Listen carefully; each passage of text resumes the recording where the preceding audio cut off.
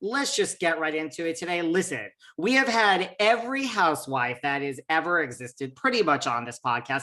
We've had royalty in the form of a Princess Raswell and a Countess. But today, my friends, we have the king, finally, the one, the only, Mr. Carlos King. Yeah! Finally! I'm so happy to be here, David. Oh my God, we have so much to talk about. You know, I want to get all into your new podcast and Kingdom Reign Entertainment. And you know what, though, Carlos? Here, listen, this really is my first question to you as I was sitting down to prepare for this. What were you like as a child? Like, did you grow up loving pop culture, loving the drama? Like, this really is my first question. And you know what's so funny, David? No one has ever asked me that question. So your first one is your best one. I will let you know that. Okay? You know, I will take it. Yes. So no, I was this little gay boy in Detroit, Michigan. I'm one of 10 siblings. Yes, I'm the middle child of 10. And I was obsessed with soap operas. The Young and the Restless, The Bold and the Beautiful, Days of Our Lives, The Oprah Winfrey Show, not a soap opera, but the guests on there were very soap opera-esque.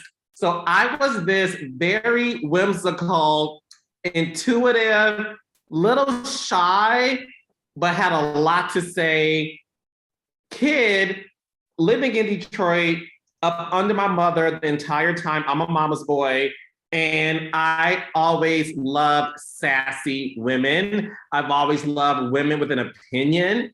I've always loved women who were able to show how strong they were. So it's no secret that my career has been built off of women who have strong opinions. So that was me as a kid.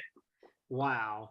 And what reality show? Now, I know the answer to this, but I'm going to ask you anyway for all the people that don't. What reality show was the first one that you really saw that changed the game for you? The Hills. On MTV, I was obsessed with all things Lauren Conrad and Heidi Montag. I mean, by Thelma Louise. We got LC and Heidi, and honey, I was here for it. I was here for the friendship, and I was here for the destruction of the friendship, and I was here for the drama. I obviously watched The Real World growing up. I never felt connected to it. I thought it was fine. It was great television. John DeMurray is a legend. He created the show. But it wasn't until the soap opera of The Hills, again, loving women, strong women, opinionated women. I was just so into the drama of Heidi and LC. And I was like, what is this world that I'm not a part of that I need to be? Wait, it's called reality television? Sign me up. Because prior to that, I was working at BET, you know, doing the segment producing, you know, nothing fabulous until I watched The Hills and I told everybody around me. So imagine I'm working at BET where 99.9% of the people there are Black. And I'm like, you guys have to watch The Hills. And true story, we have all of these television monitors on our floor. And every station was turned to MTV, and we were all watching The Hills. And all of my friends, coworkers were like, wait, you're onto something. This is the best show on television. So I got these people hooked. And from there, I was able to hop on the Atlanta Housewives. Okay, so good thing you and I didn't know each other back then, because we would have spoken about nothing except The Hills. It truly is, I can't even. Were you Laguna Beach though, or did you start at the beginning, or you did started at The Hills?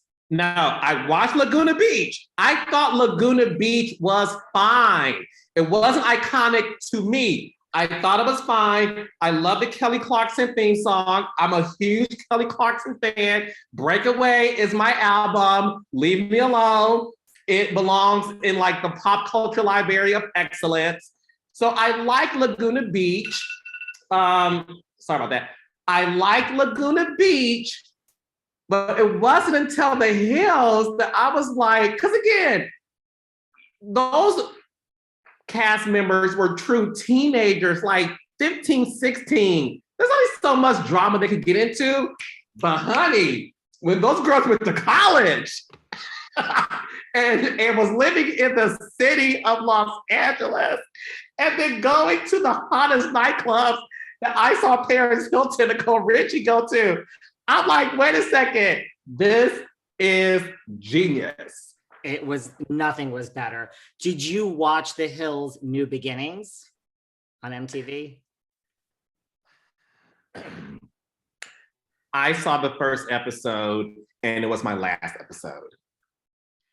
I could not get into it. I watched it all the way through, and like Misha, to me, like I love me some Misha Barton. Like then you throw her in there. I mean, I know it didn't work out, but it was just like it's gone, it's canceled, but I would still be watching it if Was it good? I couldn't get past the first episode. Okay, it wasn't as good. We had Perez Hilton making an appearance. It was just they tried so hard, and it was still like.